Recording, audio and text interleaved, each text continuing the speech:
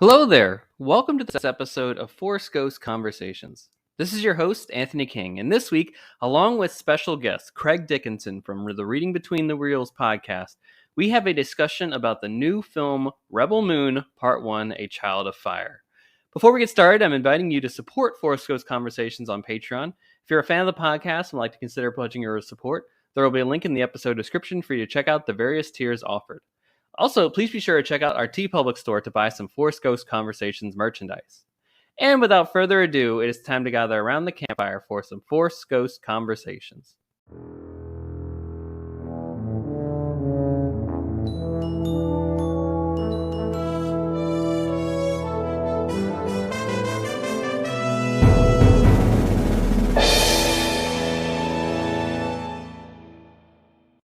Okay, everybody, welcome back to Force Ghost Conversations. And yes, this is our first kind of foray into outside of the Lucasfilm realm, if you will, where we're not talking about Star Wars, we're not talking about Indiana Jones, we're not talking about Willow, we're not even talking about THX 1138 or even American Graffiti. We're talking today about Rebel Moon. Yes, the new film from director Zack Snyder on Netflix, Rebel Moon Part 1, A Child of Fire. And I'm thrilled to bring Craig Dickinson from Reading Between the Reels onto the show to have a wonderful in-depth discussion about this film and break it down at all avenues and lengths.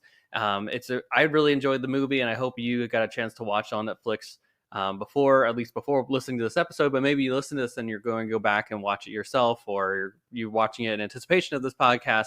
All that fun stuff is on the table here, and I hope that you get to do that in anticipation for part 2 coming out in April, and then the director's cuts, the extended versions, coming out later in the summer, I do believe. But before we get into all that, let's just quickly touch upon the news in the Star Wars Lucasfilm galaxy this week, which, of course, if you've been in haven't been under a rock or anything like that, you may have seen that a new Bad Batch trailer for the final season 3, debuted this week, and we'll be touching upon all of that in a deep dive conversation in next week's podcast. So, be on the lookout for that. But just some little bits of news here. So the season will premiere on February 21st, with 3 episode premiere on that date. So you got episode 1 titled Confined, episode 2 titled Paths Unknown, and episode 3 titled Shadows of Tantus. So very exciting to see all that come out to play.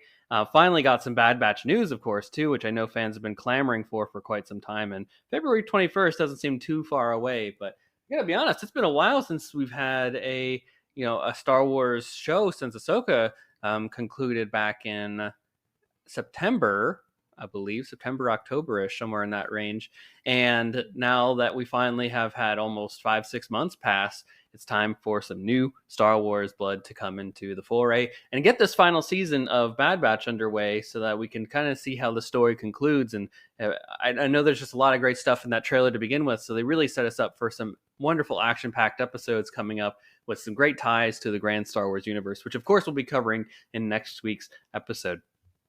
Also this week, we got a new comic book announcement. Yes, a 4-issue series from Marvel titled Darth Maul Black, White, and Red will be coming out in April. So that looks really cool. We got some cover art for the series as well, which was done by Alex Malev. You can find this, of course, on StarWars.com. And featuring Maul and all sorts of his red and black evil goodness. And it's written by Benjamin Percy and illustrated by Stefano Raphael, I believe. I hope I said that correctly. And it will arrive at your local comic book shop in April 25th. And it finds Darth Maul, in fact, dispatched by Palpatine to investigate a prison ship that goes offline. And the vessel, however, is transporting a group known as the Final Occultation, and horrors await. So that sounds like a very promising and exciting comic book run. I know the Maul issue, the 6-issue run that they did a couple years ago, is one of my favorite Star Wars comics in the new canon. Really appreciate that run, about almost a prequel to the Phantom Menace Maul. And shared a lot of great details about that and some connections to Rebels as well in that one.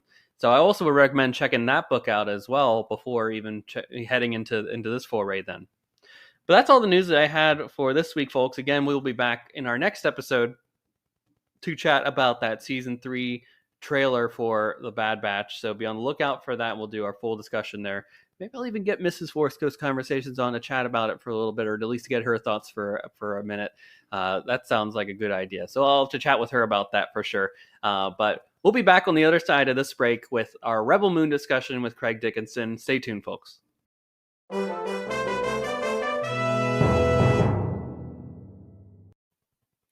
All right, everybody, welcome back to Force Ghost Conversations. And, we talk a lot of Star Wars here. We talk Indiana Jones, we talk Willow, we talk really anything that falls under the Lucasfilm header. But we're also going to start branching off into the Star Wars adjacent things. And with that, we're here to break down none other than Zack Snyder's epic foray into a space opera known as Rebel Moon. Yes, the number one film on Netflix in many countries around the world, Rebel Moon. And here to break it down with us is none other than Craig Dickinson of the Reading Between the Reels podcast. Craig, how are you doing, my friend? Anthony, I'm doing great. So glad to be back on the show and to talk about Rebel Moon. Yes.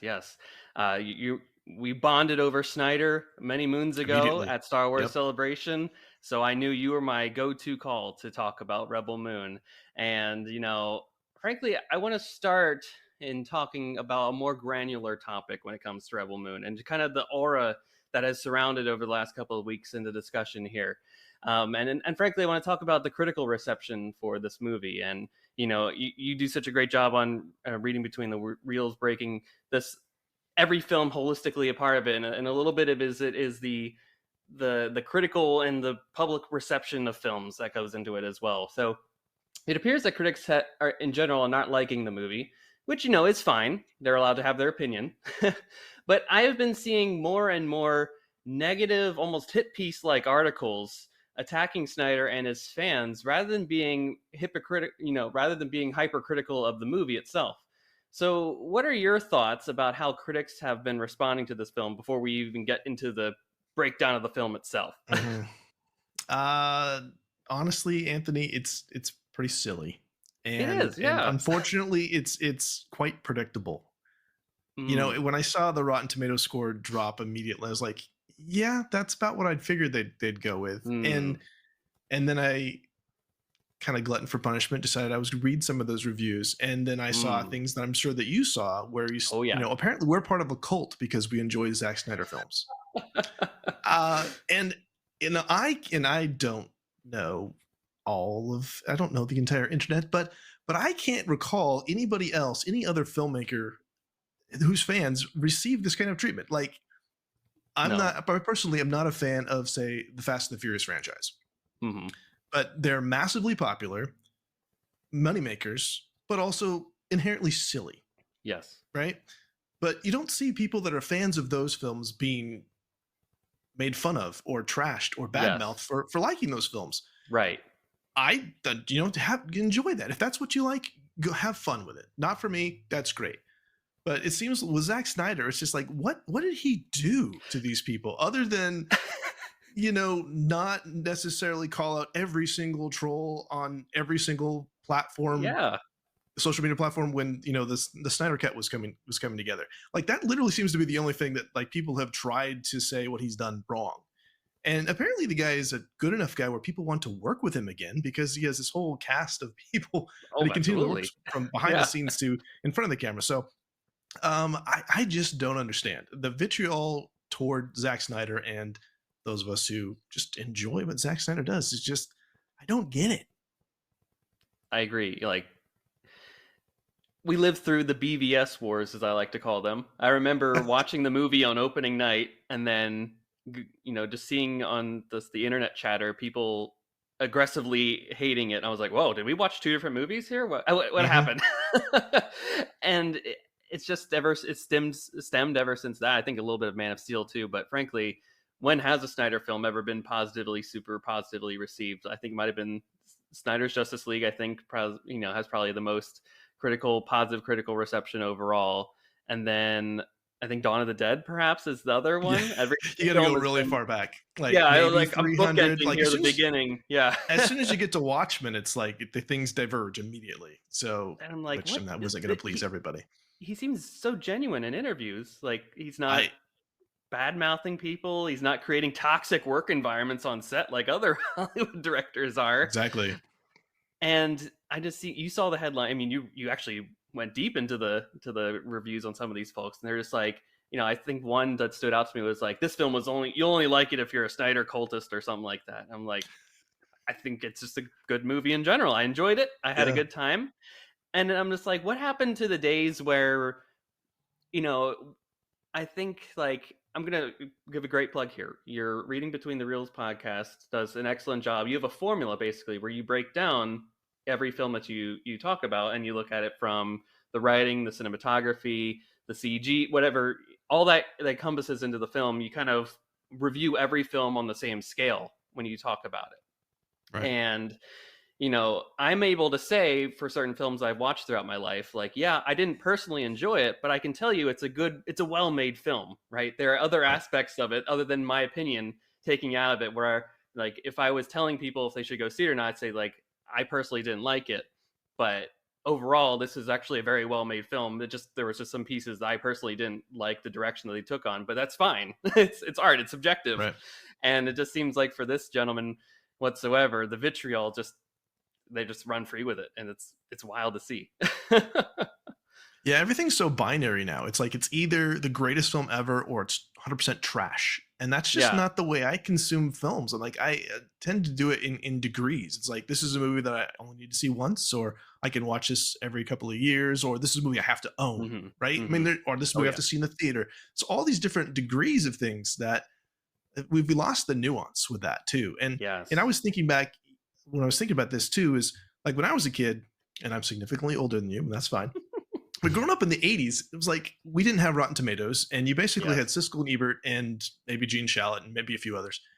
And that was you basically just got to make up your own mind. And you Yeah. didn't feel like almost like this inherent pressure to I have to like movies that have a high Rotten Tomato score. That means they're Oh good. And yeah. if they're poor Rotten Tomato score, then that means they're probably trash and I shouldn't like them. And if I do, then I'm some kind of weirdo for whatever. It was Oh like yeah. movies just came out and you watched them or you didn't. You enjoyed them or you didn't. Yeah. And it was okay whether or not you did. So And I think I another missed that. thing too, yeah, I totally missed that. I mean, even in the early 2000s, a bit like all that conversation about media was kind of on the internet was even segmented to a certain, just certain chat rooms and stuff like that and message boards. Whereas now with social media and the explosion of all that, everyone has a ability to send out a review or to create an account on IMDb or Rotten Tomatoes, and then they can try and influence the scores and review them. And that's a whole separate conversation to influence scores and then influence people's decisions on that front. But I agree with you on that. Like the whole nuance of making a decision yourself has almost kind of gone out of the way, and people feel like there's like almost a negative stigma if you like a film that has a quote unquote negative connotation in the whatever the popular society deems it to be.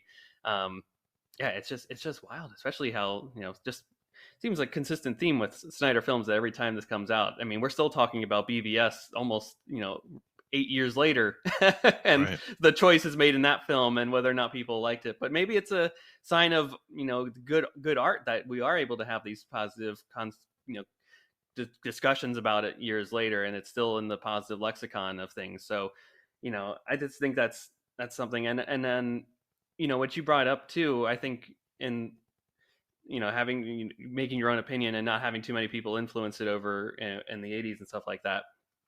It, in today's day and age with social media too, and these reviewers that you see, it's almost like you can't change your opinion either. Like if you watch a film Right. once and then maybe you revisit it a few weeks later, like it doesn't feel like you're allowed to have that anymore. Especially with these people that are quote unquote paid critics to do that. Um, they see it once and they're in a dark room and they're constantly they're thinking about it, and then after as soon as it ends they're sending out their first reaction tweets, and then they're writing up their review, and that's it. They seen it once, they didn't have time to sit with it or marinate with it at all. They have to meet a deadline. So it's just like the whole system just is working against the art in a way, and I see just as a larger problem for the industry in general. But those are bigger topics for for No, yeah, other I folks love in the that you said industry. that because I think you're absolutely right. I mean, there is this this pressure to get those reviews out immediately. So Yeah, they're kind of under and the they're gun. looking for That's just the clickbait system. titles too. Yeah. There's that too, absolutely. And this I'm gonna just sneak preview what I'm gonna say later, but I've watched Rebel Moon twice now, I watched it the one time, had my Hmm. own thoughts about it, and was like, I need to watch it again. And I also wanted to watch it just to get it fresh for this conversation. Right, right. But I enjoyed it a lot more the second time. Yeah, yeah. I will agree on that. I've So, seen it 3 times myself too, and that second time, you're just able to breathe a bit more. You're able to yep, enjoy and pick out the details. You're not overwhelmed with a whole new universe at once. It makes me right. wonder. Let's say Star Wars 1977 comes out today. What would people react to it like? Would they say like, "Oh, it's a Yeah. ripoff of Dune and Flash Gordon," and have the same criticisms that that at Rebel Moon is getting accused of? Like, there's isn't. I wonder. That's a fair question. Sure.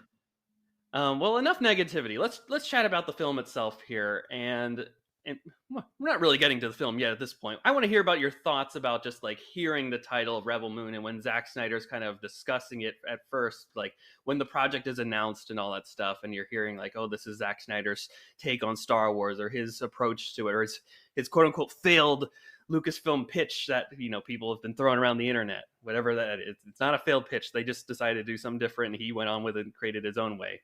But Right. what was your reaction when you heard this film that was coming out and you started seeing the trailers and all that stuff and getting the hype for it? How did the film stand out to you before you saw it then? Well, I was excited. I mean, like we kind of alluded to at the beginning, or maybe straight up said, like I'm a big Snyder fan, so I'm excited to see what he's going to do next. So just being a Snyder movie, period, I'm excited.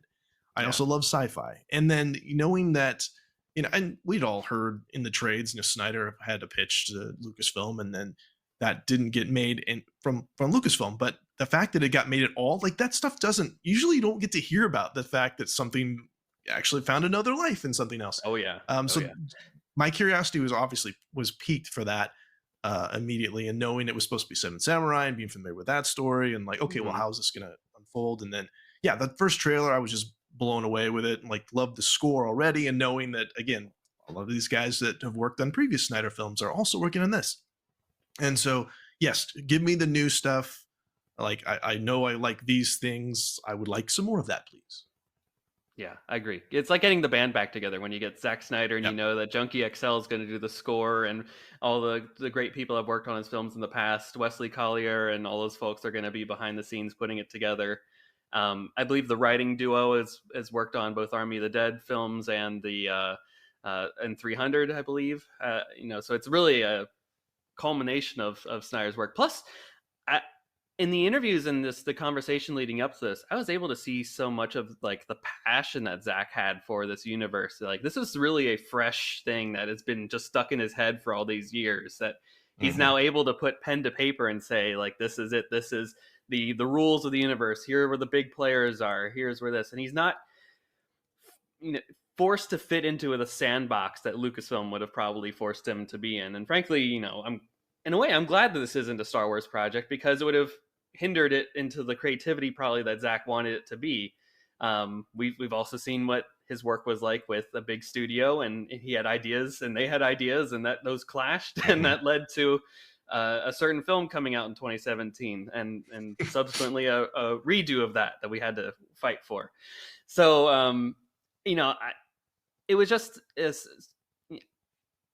unabashedly, I really like this movie a lot, and the lead up to it just really got me more hyped than anything. And then we got that long, like 4 minute trailer a couple months ago too. Like, little did we know they would encompass parts 1 and 2 a little bit in that trailer. So I was like, oh, that's a cool shot. Maybe that's going to be there, or maybe it's in the director's cut. So it's like, oh, what else is out there? Like, I'm so intrigued about what this world is going to offer, and now that we're finally here, we can finally discuss it in great length and detail.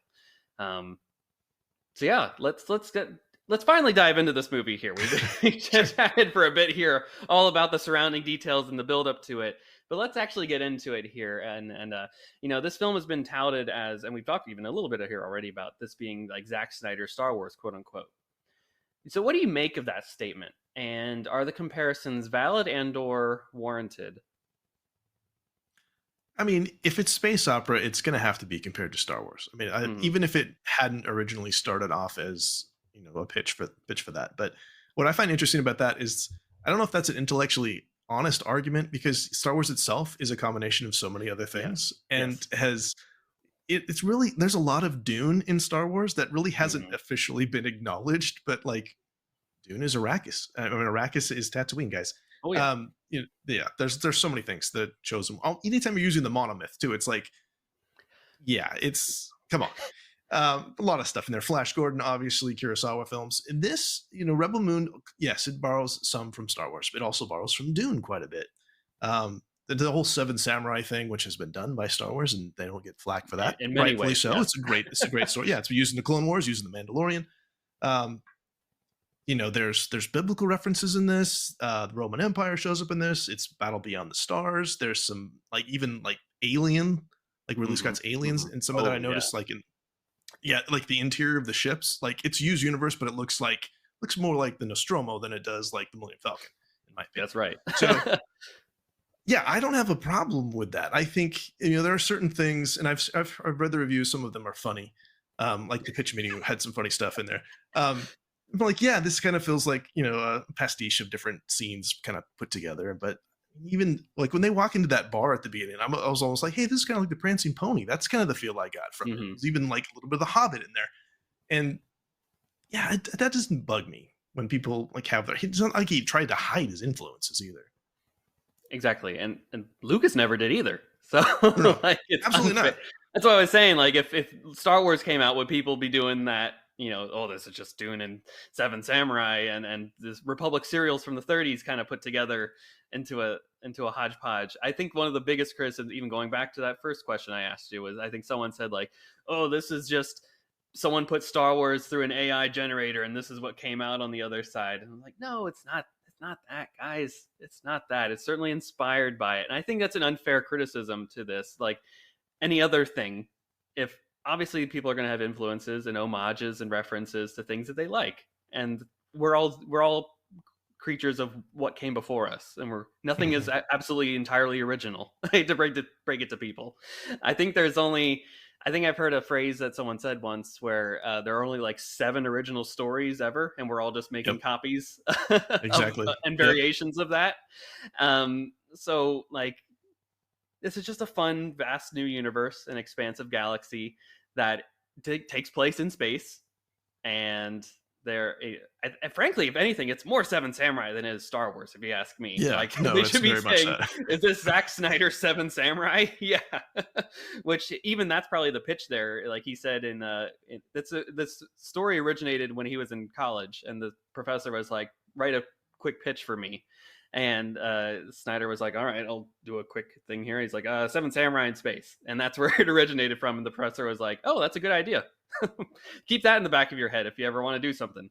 Um, so it's just I think it's just an unfair criticism that people want to say whenever they want to bash something. It's always like, oh, it's an AI generated thing. That's a common criticism I'm seeing now. It's like, oh, they just put the script through AI and the Yeah, CG looks wonky. And I'm like, dude, this CG looks great. What I are you agree with talking that about? either. And they say it's Star Wars. I'm like, well, which I'm assuming they mean A New Hope, right? Because they go, well, look, it's got the bar, and Charlie Hunnam's character, he's like Han Solo, and this is Millennium Falcon. It's like, yeah, there's no Luke in this movie. Yeah, there isn't. It's not Hero's Journey. If anything, So they killed the Luke, Princess Issa. So exactly right. Then yeah, she's not. Yeah, Korra's not the chosen one. That's so. Yeah, it's very much. It's definitely much more Seven Samurai, which is a and great story. That's why it's been done so many oh, times in so many absolutely, and it's different going to ways. be done 50 billion more times throughout the course of Yeah, recorded history. absolutely. I mean, it's We're such a going to see simple it, concept. right? We're going to see another Magnificent Seven. No one's gonna a Yeah, direct copy of the Seven Samurai, just in a Western version. Like yeah, you're gonna see every variation of it known to man. Um, and frankly, I think this is I'm a big fan of people taking what existed before and then churning it through their own experiences and likes and interests, and then seeing what comes out on the other side. I don't know if you saw earlier this year, Craig, the Creator by Gareth I Edwards saw. that came Hmm. out. Another movie that I really loved and I hope to talk about on this podcast in the coming months here. That also kind of took the veins of his experience with Lucasfilm and Sure. fandom of Star Wars and stuff like that, and then put it through the cog of his brain and put it out on the other side. even Star Wars themselves recently have done this kind of same approach with Visions. This is basically a Star Wars Visions episode, if you will, taking the Yeah. inspiration and ideas of the hero's journey and what Lucas set up, and then putting it through their own filters and beliefs and cultures, and then seeing what comes out on the other side without being hampered into the shoebox that is current Star Wars canon, which I think is great. It allows for so much more creativity and exploration into the world and the galaxy. So, I think it's just a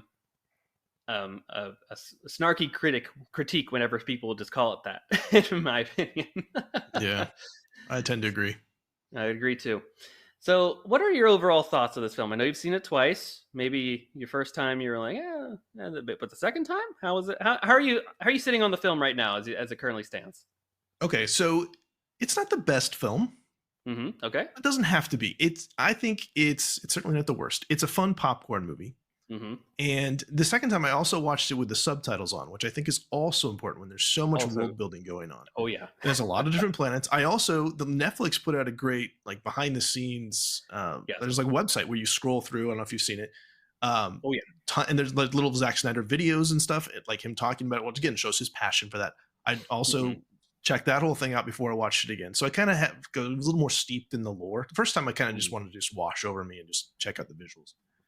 But there's so much going on. I think that's what kind of hampered my enthusiasm the first time. So I was just trying to catch up. Who's who? Where is this? What are the politics of this place? That kind of thing. So having that basis the second time, like you mentioned, I could just kind of sit back and just watch and try and pick up character motivations and some of the little bits of dialogue. Oh, I missed that the first time. That's why this is happening. Yeah. Okay. Yeah. So any of these supposed plot holes are being sewn up. It's amazing how many things get mentioned in dialogue that you didn't catch. Yeah. So I enjoyed it. My only criticism, and I get why Netflix did a PG version and they're going to do an R-rated version later. I get why, but they couldn't help but watch it and go, I want to see that scene in the extended one. I want the full version, because in the back of my mind, I'm thinking Snyder Cut. Justice League Snyder Cut was so epic. And the better, Batman v Superman, the Snyder Cut was so much, the director's go so much better. Like I feel like I kind of got the neutered version a little bit. And so I want the full thing. So let me tell you what, Craig. Yeah. I've seen the film 3 times, and I've also read the novelization, which is based off of the 3-hour director's cut that is coming out. So I know what is coming. And nice. the quote unquote Snyder's cut of Rebel Moon Part 1, A Child of Fire. And boy, are you in for something. Nice. I like that you said the neutered version, because I will, my first comment to people whenever they ask me what I thought about the novelization, I will say, well, it's very sexy. There's a lot of adult themes in that, a lot of sex. That bar is basically a brothel that they walk into, and the undertones are certainly there, but you get to see a lot, and there's a lot that happens in between when Korra leaves the festival of harvest at the beginning of the show, the movie, versus, and then when she goes back to her home there. There's a lot that happens in between that. There's several pages in the story, if you will. So there's a lot that happens, and it's very gruesome and bloody. I will also say those are the other aspects of it. So I bet you could tell in the film figured on that some, especially like one Atticus Noble getting his arm broken. It's gonna certainly have some blood everywhere. But yes, I think you're right. But I will also, in defense of the PG-13 cut, I think it's their attempt to allow kids to watch a bit more of this and to get involved, is maybe sell some of those toys I've seen on the internet for this, just to generate interest too. And that was part of the deal that Snyder made. This isn't like they went in and hampered the cut and stuff like that. So this is, he's all for it. That's a much different experience than BVS and Justice League for sure. He's not shoehorned into a 2-hour time frame, and they didn't go in and cut out 30 minutes of very important plot that would have really made people's opinions change on it. I mean, it's amazing how the world has changed 8 years later after 30 minutes were taken out of a movie. Yeah, it's going to be a very awesome film, and I think that's I think you're absolutely right. People are going to change a lot of opinions on this film once they see that larger version of this movie with all the intended things thrown into there. I also think too, ironically, a big criticism I'm seeing from people is that they're calling it like it's suffering from part one syndrome, which is Yeah, I think that's probably some of the worst critique I've ever seen of a film ever. that's Like they the told you it was Star part one. Wars, does Star Wars get yelled at for being a part one? It's clearly a 3-part trilogy. Dune was beloved by many and is Yeah, certainly a part one. that ended in a much more Also awkward says place. Dune part Yeah, one at the end of it. Um, yeah. that's just yeah. Again, we could go That's just into nitpicking there. we could Yeah. spend a whole episode almost of just breaking down some of these negative nitpicks that people have had in this. But I think, just for me personally, to share my point of view, I watched the film as soon as it debuted at 10 p.m. Eastern time. I think December 15th, whenever it came out that Thursday, um, and stayed up till midnight to when it concluded, and then ferociously went back to sleep, and then woke up the next morning. And while I was working that day, kind of had it on the background, so that was my part two, my second viewing. And then the next day I watched it again for my third time. I think the first time I certainly enjoyed it a whole lot, but again, it was that just wave of what just happened here, what hit me. Oh my gosh, this is the whole universe I just stepped into. I gotta process what I saw here. And then seeing it again that second time, as you mentioned, you're just able to just absorb everything. Oh, connecting the dots here. I'm able to spoiler alert for everybody. I should have said this a long time ago, but we're talking full spoilers for Rebel Moon here. So if you haven't seen it, what are you doing at this point? Um, Seriously. the Kai turn, if it is a turn, I think he's always an opportunist, and Oh yeah. that was there from the beginning. I was like, I should. Oh yeah. How was I not seeing this from the start here? He literally There's says, a "I'm an bounty hunter opportunist." outside their ship Yeah, taking off, keeping track of where absolutely. he's Like going. I was like, oh, look at that. he's totally shady from Yeah. the start, and this dude is playing chess while everyone else is playing checkers. Like, he's 2 steps ahead of everybody. He got the whole group together there. He's going to make the biggest bounty in the history of the mother world on this score. Yeah. And everyone just fell straight into the trap of it all. And subsequent watches, when I watched with other people, I'm like, are they going to catch it? Are they going to catch it? I'm kind of like looking at them to see if they see the bits and pieces falling into place before it. And so far, no one's caught it to a great degree. They're like, I didn't really trust him because he kind of has that roguish Han Solo vibes to him. But, I thought maybe he was going to do the saving at the end. But no, he turns them all in, which is, hey, that's not everyone's good. I think that's a stark reality of the real world. Yeah, and he dies really quickly too, which that was one of the most surprising thing. Was like, yeah, you think he'd get away and you come back? No, we're going to take care of him pretty quickly. So. No, Gunner took him. Yeah, yeah, for sure. Yeah, pretty quick. No coming back. No coming back from that one. I can tell you that. No resurrections this time. But yeah, I thought it was a really great film. Again, I think in subsequent watches, I've enjoyed it much more, and then especially after reading that book, I'm very excited for that. The larger version to expand upon some of the criticisms that people have had. The only really merited ones I could see is that people maybe didn't have a full connection to the characters, such as when they're picking up people along the way, and I've seen it described as like little haikus. They're just picking up people, and they're going to share more in the larger version, and certainly in the second part 2, they're going to get a lot more into the backstories of these characters.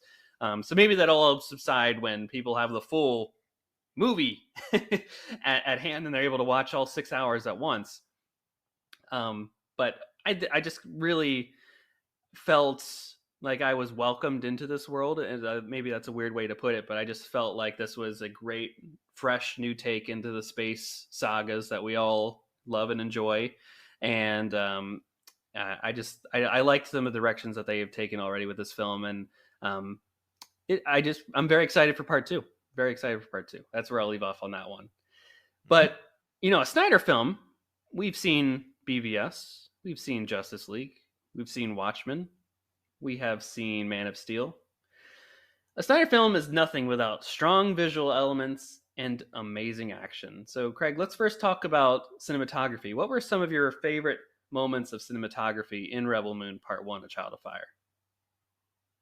I mean, it starts off immediately with that opening shot of Cora plowing the field in the foreground, and they have that giant moon in the background just for Yeah. scale. Like that was just Mara, it's called amazing. Mara too. Like it It's has called a Mara. whole Yeah, it, it's called. yeah. Yeah, there's a whole biblical thing happening there.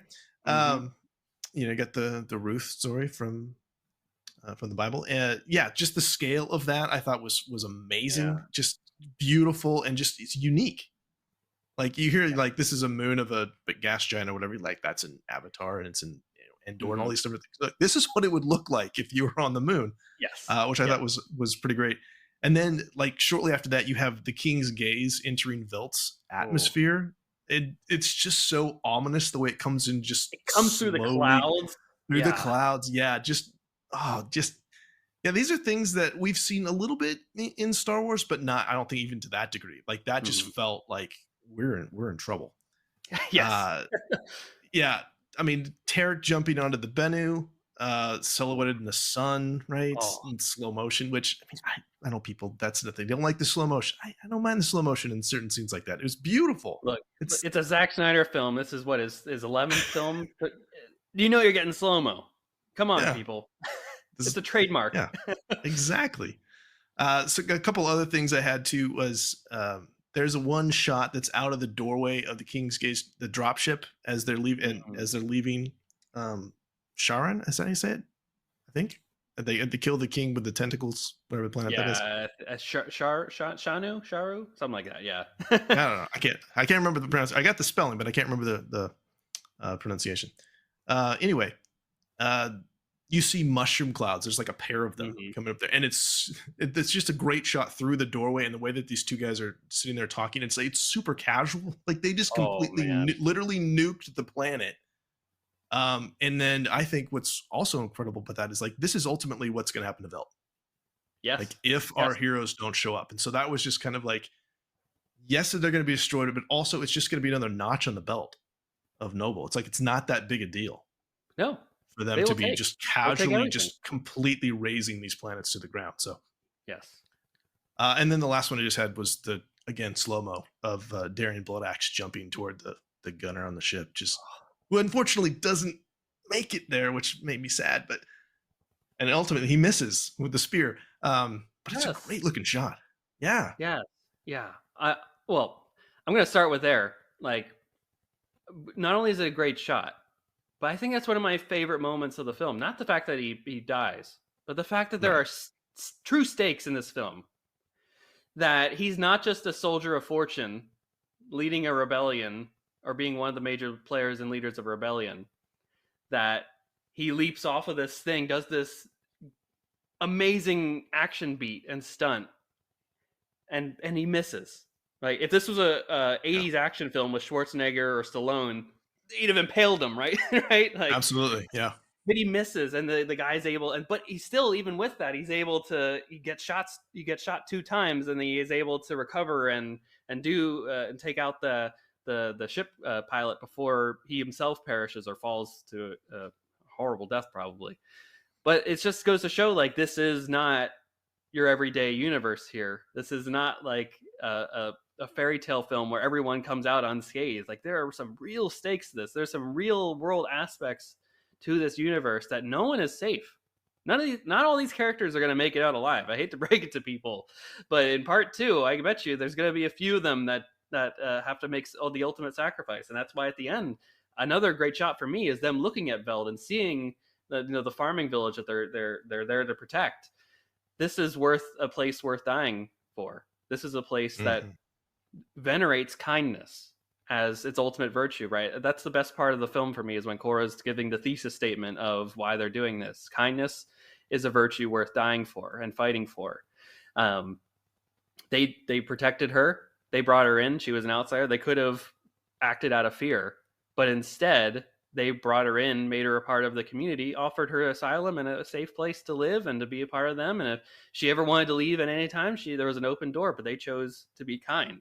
They chose to be the adverse of the mother world, not taking everything. They I love that in the beginning too, when they're, we talked to you said about the Mara shot, and it's just there's the hard work that the people are putting into. You see the hard soil, the toil that it's taking on Korra's body in the great shots at the beginning where she's working with the Iraqi to plow this land. Like they have a connection. Like the whole fact of them working to um, making it a point to they have to work the land, right? They, instead of bringing in machinery and robots and other tech to make it faster for them, like they feel a connection to it. It gives them life. They give back to the soil. It gives them back food in return. Like this symbiotic relationship. It's this whole antithesis to that whole thing. But yeah, that was my whole little tirade there. You Oh, that's mentioned good. a great lot of wonderful of visual shots and elements in this movie.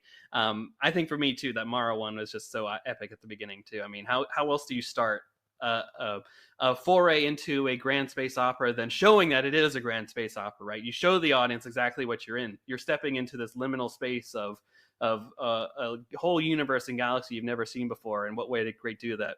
What great way to do that other than showing that you are in the footsteps of another planet. So many Man of Steel, feelings for me too, seeing them work the farms and the land there with the granary and seed. I loved when the mother world comes and you see that dropship, like you mentioned, coming out of the sky, but Korra also drops in it the seed and it goes into slow-mo there. So you really can feel the stakes and the pressure that she the weight of stress that comes onto her in that moment in time. Those are just all the ones that you mentioned, I think, are on my list here too. The only one that I'll add is the and it kind of is a great action moment too for me, is the kind of flashback sequence when she's lost her lover and they're on a she's fighting with the Mother World Army and she's on some unknown planet, and it's like a snow-scaped landscape, hellish scene with bullets and or whatever the laser bullets that are flying back and forth with each other are on, and it's an incredible action sequence, and visually it's very stunning too. I mean, I wish I had more to explain about what it actually is in context, but it just shows that that the Mother World is not out to make friends. They're out to take and conquer. And it shows again in this world, and it's a real element of the real world, is that there are truly evil people out there that do not care about anything. They just want to take and conquer, and that's it. That's their only pleasure in life is to take from others. And I hate to break it to people, but this is a truly horrific thing that does exist in our world, and to deny it is denying an aspect of the real world. Yeah, absolutely. So we've talked about visual elements. Let's get into some action here. You've talked to us a little bit there about the Ray Fisher Darien blood axe scene. Do you have any other action sequences that stood out to you in this film? I mean, the big one for me is the barn where Korra saves Sam. Oh, yeah. Kind of, and especially the second time watching this, I really enjoyed how this, like the editing in this was pretty tight, where she has just told the guy who kind of her adoptive father, can't remember his name off the top of my head, that she's going to leave. Like, we just got to get out of here. Mm-hmm. And then it's like, no, she's going to do something about it now because she's the only one that can. Yeah. And so, that's a scene that I was definitely like, I want to see the real version of that scene. Oh yeah, there's a lot more in that. I'm sure there's a lot more in that.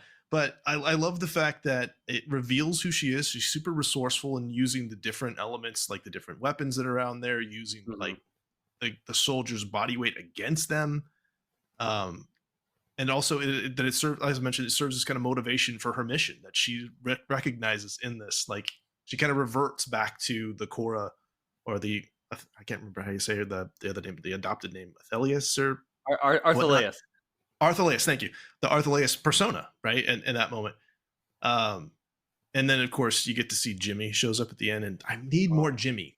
I definitely more Jimmy. More Jimmy, please. Because they had seeded, Zach had seeded that so well that he had been befriended by Sam, and like she took pity on him, and then he shows up, and like as soon as he showed up, I was like, oh, he's gonna kill those dudes, because he's like, that's my friend you're messing with. Yeah, and Eris too. Eris was one that befriended him too. Right. That is in there. Yeah, I'll take more Jimmy any day of the week. Yeah, that's, if there's one gripe I have, it's more. I need more Jimmy.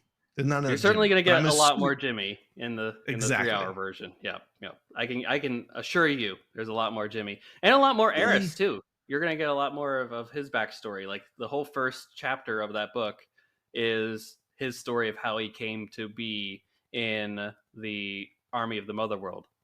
Yeah. So I'm not going to spoil anything here, so I want to keep you fresh on that one. But you're going to get a lot more of him too, and you'll make him to be a more sympathetic character throughout the course of the journey too, in that front. Yeah, more Jimmy. Well, I like how it that's ends with Jimmy too in that cornfield. I yeah, mean, just like this guy's the watcher. He's going to be yeah. watching over this village and protecting them. It's. Well, I want to hear your thoughts on this one. I've seen the theory going around the internet about maybe Sam being Princess Issa. Do you think that there's potentially some merit to that? Like, I know they said the Jimmys couldn't. It was against their protocol. Like, they all dropped their weapons when the slain king perished and the Princess Issa. Is there something that like triggered his protocol to fire? I can see that being a thing. I mean, it did cross my mind, and I haven't actually read that, but I'm glad that that's out there. I think it might be a red herring. It might be something that's real. But yeah, I mean, they're saying that she's essentially like reincarnated. So yeah, maybe Sam that is would be the reincarnated. That would make sense. I can see that being a thing. I wouldn't mind that personally. I think that'd be just fine. I mean, that'd be cool mythology too. Like, whenever the galaxy needs a Princess Issa, they will create one. Kind of like a Star Wars. It's a very similar concept. Do we need a chosen one? Is there a chosen one out there? What is the prophecy? Prophecy misread, perhaps. All that stuff could come into play here. Yeah, I like Jimmy a lot. Jimmy's great. Like, Anthony Hopkins too. I mean, Anthony Hopkins voicing the crawl. Let's call it a crawl. That's what it was at the beginning of this movie. As soon as he started talking and that galaxy opened up and the ship started pouring through, I was like, man, we're in. Mm-hmm. Let's do this. And then the panel it slides down the Rebel Moon title card, and then you see Mara. Like, man, this is great. I'm hooked. Let's do this. I think just to add on to, I would also say that was the best action sequence for me too, because it fits story wise too so well. And then also the end with Noble, like that was really just a great badass fight scene, showing two great warriors at the peak of their abilities. I mean, what is Noble too? Is he a cyborg? What's his deal? He's a great villain, that's for sure. He's a wonderful villain. I think he might be one of the best villains I've seen in recent, in a couple of years, probably since Steppenwolf, frankly, because I love villains without moral things holding them back. Right? I need some villains that don't care about if they hurt people. No collateral damage here. Just be merciless. Right? That's how you get the most out of the action heroes in the end, is by putting them against foes that have no reprisal whatsoever. Zod didn't care. That's why Superman had to do what he had to do in Man of Steel, right? Like Zod wasn't going to stop. No, he told you it wasn't. It was an act of war. It was an act of war. I mean, this is just amazing. But I did love. Oh, sorry. Go ahead. No, I was just saying one thing I do have to throw in though is the Nemesis versus Armada fight. Even if it's just to mention the fact that the creature is called Armada, which is hilarious to me. It's a wink, wink. I think for sure to wink. Some things that went on behind the scenes at Warner Brothers. Might be. It's also a great scene. I'm like, it's a good action scene too, and it's nice to see Jenna Malone again, really another person who's been worked with Snyder multiple. Like this is at least the third time. I guess they're called like magma swords too. I can't remember exactly what their official designation is. Not lightsabers. But they're not lightsabers. They're definitely not lightsabers. And the fact that superheated blades. Yeah. Nemesis also cut off the forearms of both her hands, so they're like robotic hands. They're metal, so that's really the only way she can hold them. Because there's like the metal itself is like the strongest metal. If like Zach said, like if you did it right and you threw it into the ground, it would cut all the way through the planet. Which is just wild. Finally, a lightsaber, actually not a lightsaber, but a laser sword, whatever, does what a laser sword is supposed to do and doesn't have limits. No one's coming back from a hit to the gut with one of those things. No. The final thing I wanted to say about the sequence with Cora at the beginning is that I think Sofia Boutella did all the stunt work for that too. At least from all the behind the scenes stuff, she did a vast majority of it, which not to deny the great work that stunt performers do, but I just like that there's kind of this passion on Snyder's sets where actors want to do the stunt work, right? They're working out behind the scenes constantly. They have a gym on set. It's just like a point of pride for them to want to keep pushing themselves to do all the physical aspect of acting too. I just think that adds to the performance, and they can really embody what they were bringing into the character into those action sequences too, which I find to be really cool. Did you have a favorite character emerge from the group yet? I know we've talked Jimmy, but I don't think Jimmy would consider himself a part of the group yet. So if the main No. group that is quote unquote the defenders of this farming village, who do you think is your standout? See, that's tough because I mean, honestly, if I can't count Jimmy, my favorite character is Noble, which is Noble, horrible. really? But he's It is so horrible. good. He's so good. Like Ed Skrein is so just deliciously evil from the Yes, beginning, and he I is. just love that whole opening scene. It's just so tense. Oh, Like he's a guy you he's kinda so slimy. to root for. Yes. Oh, he's fantastic. Yeah, come in for a hug. Yeah, that's fine. Let's do that. An awkward hug at yeah. that too. It's like the Oh most yeah. Oh vicious hug. yeah.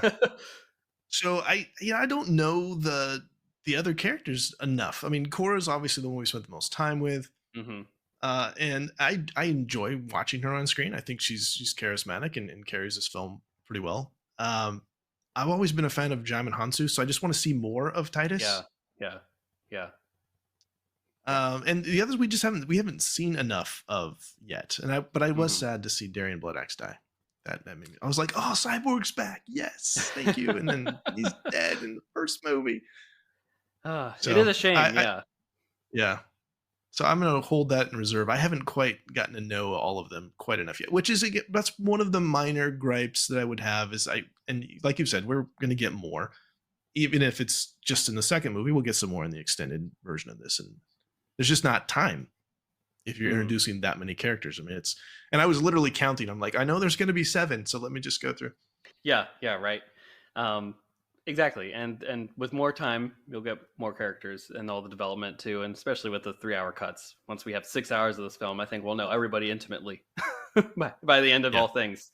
You'll probably even get a flashback too with the Blood Axes, and we're even getting a comic about their backstory a bit too. So, we're keeping Darian Bloodaxe's memory alive here. That's right. I think for me, the character that stood out to most was Gunnar, the other Dario we have in this movie from Game of Thrones. And I just love that he, at the end of the day, like he joined this quest primarily out of guilt, I think. And I think a lot of these characters have a lot of guilt that they're harboring. For various reasons and different reasons why they are a part of this gang of misfits in a way. But, he's being touted as the coward, the weak one. Like, you have no business being here. You're the one that, of all these people, they at least have some reason. Like, they're fighters, they are warriors, they're princes, like they're rebellion leaders. They're literally target enemy number 1 for for the mother world. They're the reason they're here. And then when push comes to shove, he has a choice to make, and he could have chose the cowardly path of taking out Cora and the other members of the group when they're in that climactic finale. But instead, he says, "No, I'm going to be courageous in this moment in time." Which I think Gunnar is almost like us. Like, he's like the audience. We can project most of our understanding, and like he's barely left the mother world too. So we're kind of seeing it through his eyes, like the way we would experience this too. And just the fact that it shows that anybody, this great theme that no matter where you are, where you came from, what you've done in your life beforehand, when push comes to shove, if you're given a choice, you can make the right choice, which I think is a wonderful thing to learn and a great lesson to take from all this. And he's no longer the Gunnar. What a great character arc. He's no longer the Gunnar that's turning in people and speaking out of line and putting members of his quote unquote family to death in front of him. And now he's able to save his newfound family. And I just found that to be a really powerful moment in the film, and it still stands to me all these weeks later, now that we're talking about it. But yeah, Gunnar was great, and I think there's a lot more of Tarek to explore in part 2 and in the extended cut. Just this prince that is in shackles. So he's like, I'm not defined by this. and I think there's gonna be a lot more of him and his backstory that is gonna really make him be a China character. You've heard it here first. I'm putting my bets on Tarek being a very big fan favorite in the coming weeks here. um, so we're at my last question here. We'll see where this takes us on this wonderful journey here for Rebel Moon. So the film ends on a cliffhanger, right? Noble is dead, in my opinion, and then he's brought back to life somehow. I think he's kind of got some cybernetic attachments put onto him, and they're able to infuse some sort of lifeblood into him. I don't know. The priests are a very weird aspect of this film too, that need a lot of explaining, probably in future cuts and novelizations, backstories, all that stuff. But we're heading into part 2 on a cliffhanger, right? Noble's coming back. Belisarius knows that Archelaus is out there, his adopted daughter, who he's been hunting for many moons. So let's speculate for a bit. Where do you think the story goes from here? And that's a big question. This was, it's a huge question. And so initially I'm thinking, well, we're doing Seven Samurai, so they're going to get back there and they're going to train up the villagers and then they're going to fight them off, because that's what always happens, right? But this time through, as I'm listening and with the subtitles on, I catch the fact that like they fully believe that the Noble is dead. Yeah. And I think that they're done. Like they basically think, well, we're pretty good, and there's even some like, this would have been a good place to die. Like we're back, and that's great, but like there's really not an imminent fight coming. I don't think that's how our heroes view this, and so I'll be very curious to see if that fight doesn't come quickly, and then they are not prepared. Yeah, do you think like he does like a quick strike attack, and then he's like, I could see that, and I kind of hope for that. And on also the thing with Belisarius wanting Noble to bring Korra to him, like I can see that being combined with like we're gonna have to take the fight to him, and like that's what I'd kind of like to see, that where it's not okay. Now we've set up that it's Seven Samurai. Now let's subvert that narrative. Right? This is there's also talk about how this is like, this is one of the first battles, but like it's the beginning of turning the tide, where you have this act. This is the impetus for this. Because there's not really a full-scale rebellion, which is another non-Star Wars thing. Yes. There doesn't seem to be any other than the Blood Axes, right? Just a couple people banding together, yeah. That's about it. So like I can see they're maybe turning it into a more traditional space opera in that way too. And I really want to see how Jimmy gets involved. Like that's my big. I like Jimmy so much. Yeah, more Jimmy. I think that's the big takeaway from this episode is that somehow, some way, we need a lot more Jimmy infused into this story. Yeah, but I just don't see. Yeah, go ahead. I was just saying, like, so there's 3 hours left, right? There's a 3-hour second part. To me, that's not just we train up and then we have one battle. There's not enough to fill that. So I think there's going to be some up and down, and I really do hope he pays off the, go get my daughter for me thing and have that big fight. And I want to see them go to the mother world. Let's do that. So I got 2 questions for you here. We'll start with one of them. Do you think there's a chance, taking from the Lucas idea of what the second chapter is, do you think this one ends dark? Do you think there's perhaps a dark ending? Do you think this is a lot darker of a film? That would be interesting. Do you think that subverts the expectation of the Seven Samurai, perhaps? It ends in maybe, I don't know, maybe the village doesn't survive. Maybe they all don't make it. Maybe the Flash has to come back in and turn time back so that they can figure it out again. Do it, Zach. Run it really dark. The critics are going to hate it no matter what you do. That's true. I don't think it doesn't matter what he does. I don't think ultimately that it will. I think that we'll at least get. I mean, if it's successful, and clearly the first part has been successful, whether or not the critics have liked it, it's been massively popular. Let me just say, Netflix does not care about critical reception. They care about viewers and hours viewed. Yeah. So I see it probably going more or less self-contained, but with like there's still a threat out there. That's how I see it going. So then my follow-up question to that, do you think there's a third chapter of this? Because in my opinion, I don't think the story wraps up in the next 3 hours. Yeah, I don't see how you could. I think we've just barely scratched the surface on this story. and you said it right, for how the rebellion, what exists of this rebellion, the shambles of a group that are the only people that we know of that are fighting back against the mother world in some capacity. There's no way that they're taking out Balisarius and going to his domain and taking him out. Yeah. Yeah, and the Just no fact way. that's the only group that's mentioned by the bad guys is the Blood Axes. Hmm. That tells me like they're the only ones that are of any kind of threat at this point. It would seem like another fighting force of that magnitude would be on their radar as well. Yeah, yeah, absolutely. Noble's on a quest to take them out, and I wonder what he'd do afterwards. Would he just keep going and pillaging worlds? I mean, what else is there after him after this point? I feel like he's just toy with them to keep them around so he has Mm. something to do. Yeah, an army runs on its stomach, man. He's just got to go find more food. That's right. He's got to go keep harassing other villagers and farmers around the various systems and planets there. Dude, Noble is so wild when he just knocks out King Leviticus just in cold blood. Yeah, When he's having that whole speech too of I understand honor, but I don't understand charity. Oh man, truly gruesome yeah. stuff there. Oh, yeah, the murder of Sindri too, man. That was just it was like Oh my I think gosh, he's yeah. gonna take Gunner out. No, he's not. He's gonna take out the other guy. And that's just wait for that extended cut because it doesn't play out. Oh, Zach he's noted that he reshot scenes for the you'll see the exact scene and it plays out the same way, but it'll look a little gotcha. different in the Yeah, other they kind of would version. have to do it that way. Yeah, Yeah, yeah. Um, hey, I gotta think that there's gotta be some third chapter again. Maybe they're taking some inspiration from that Lucas of it all.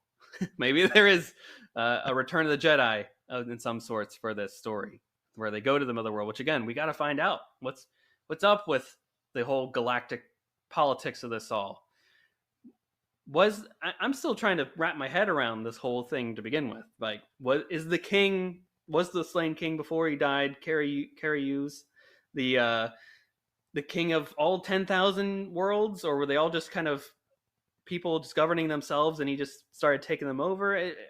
I gotta yeah, sit down and think through this a lot more in grander detail. But this is why, again, it goes back to that point of how can someone just watch a movie, come out of the theater, write up a quick review where they have to put in pithy, a pithy title, a clickbait thing, something that aggravates a fan base or two to get people to go to their site to sell ad revenue. and to truly digest it all, you just can't after a first viewing. Like, it's just yeah. impossible. No, I think it's the same way that Netflix doesn't care about reviewers. Like reviewers don't care about whether or not they got it right. That's right, and they're not going to apologize. They're going to say that's my review and that's it. Yeah, I sympathize with the fact that they that's their job and they got to get it out quickly, and clickbait sells, and kind of is what it is. It's just the system is a little bit broken at this point. It's a cog in the system, that's for sure. Yeah. Well, Craig, we've talked a lot about Rebel Moon. Do you have any other further thoughts about this film or leading off into part two? Anything? Floor is yours. It's a long time to wait for more. I'm a little, yeah. The release thing is kind of a bummer. I was hoping that I would get to see because they're gonna do part two, like the PG-13, and then Yeah, and then roll they'll out release the the director's extended cut. versions. Yeah. Yeah, I guess I get that. I just think, and again, they don't care about the reviews. The reviews are going to be bad again. Oh, I can for tell sure. you right now. I could probably write the review. It's going to be worse. It's going to be even worse. It's getting worse. He didn't pay up. Blah blah blah. I enjoyed the film. Like, I will watch it multiple times. I don't know if this is not maybe it's not my favorite Zack Snyder film, but I enjoyed it. I'm looking forward to the next. Hey, that 3-hour cut might be your best version of it. It might put it up to the it's top. not going to be Man of Steel, but it's not going to. It just won't be. But I enjoyed it. I enjoy supporting Zack Snyder's work, and I'm thrilled that you're doing a show like this where you just can say, hey, you know what, I have a voice and I enjoy this, and it's totally fine if you also enjoy this, and if you don't, that's fine too. Yeah, So that's right. kudos, my friend. Thank you. Art is subjective. We're all allowed to have our opinions, and at the end of the day, it's just a movie. It's just a movie. Yeah. There will be other movies to talk about. There's a Chicken Run sequel on Netflix too that we can equally talk about, which is just as fun. Sure. So, like, Netflix is churning out content. There'll be something new next week, a new conversation. Echo's coming out next week at the time of recording this. Like, there's always something new around the corner. Yep. And we just get to enjoy the fun stuff. And if you don't like it, then move on with your life. You don't need to. That's my thesis again. You don't need to Yeah. harbor on negative emotions for years after a film came out. You just don't have to watch it. You don't have to engage with it. And It's for totally people fine. that like something, you also don't need to engage with negativity. You can just exist. So that is the final thesis statement for here. Craig, where can the fine folks find you online and your wonderful podcast, Reading Between the Reels? Reading Between the Reels, we review movies and break them down, find the hidden meaning in different aspects like cinematography and sound and those kind of things. You can find us anywhere you listen to podcasts. We're out every other Wednesday. By the time this releases, our most recent episode will be we're going to actually, the three of us are going to reveal our top 5 movies of all time, which is a very hard thing to do. Oh, wow. It's very hard to do, but I think it's kind of a natural extension of, we've been having some conversations in the shows of, oh, you didn't like this? Why didn't you like this? And so to kind of get a baseline a little bit to figure out, where are you coming from? What is it that you actually like? And I think it will stimulate some really interesting conversations between the three of us and hopefully between or amongst our listeners. So yeah, that's a fascinating conversation, and I don't even know where I'd start if to just dilute it to 5. It's rough. And they said, well, can I do like a series? No, you can't. Nope. Can't. You can't just say Star Wars. Nope. Can't do it. No. So I have them individually. I agree on my list. But yeah, that same thing. You couldn't just say Lord of the Rings, right? You just can't say Middle Earth. You can't say Harry Potter. You can't make it hard. That's more fun. You gotta dilute it to the specific. You can't even say the Dark Knight trilogy, right? You gotta say it's Batman Begins. You gotta say it's if you want them all 3, that's 3 spots right there. That's right. There will be some honorable mentions on there for sure, but yeah, so that's what we'll be doing. And then I think our next one after that's going to be we're going to take a look at Mr. and Mrs. Smith because of the reboot on Amazon. So yes, we'll do that, and then we got some other things. Yeah, we're going to take a look at Denis Villeneuve's Dune coming out later this year because Part 2 is coming out, and a few other things that we've been waiting on for a while. So yeah, a lot of great stuff coming out in the new year for Reading Between the Reels. Yeah, and up to your 5 film thing too. It's like, it also depends on what films people have seen too, because like I know for me, because of my upbringing, there's a lot of films and that I'm still catching up on. Like, I'll tell you, Craig, I saw The Godfather for the first time a few weeks ago. Like, interesting. If you'd have asked me before that wouldn't have been included on that list, and now it might be. So it's very predicated on what you have actually seen. If you'd have asked me before 2017, I would have not have included Raiders on that list. But it's again, right? What you have, what you've seen. So that's going to be some of it too. Yeah, what's your experience level with? Because some of these things, maybe they're great movies, you just haven't seen them yet. So hopefully that will also spark some of those. Hey, let me go check that out. So exactly, and when you hear the passion behind it too, like people, that's what sells me more than anything, to see something. If someone is like, yeah, this is such a great film, and here are the reasons why. Like, okay, you've made a solid argument. I'll consider it. Like, I do a lot more than people going, yeah, I watched that TV show last week. It's pretty good. Like, okay. That's all I do when someone says that. Like, all right, I probably won't watch it. But I'm glad you enjoyed it. But if someone is like putting forth almost a 5-paragraph essay, if you will, on why it's an enjoyable film for them and why it stands above so many others, and that's true conversation about cinema there. And big fan of the show, and I can't wait to hear these episodes when they come out then. So thank you again for coming on to Forest Coast Conversations and chatting all things Rebel Moon. We will certainly have you back on for part 2 in April 14th, I think, is the release date for part 2, or somewhere close to then.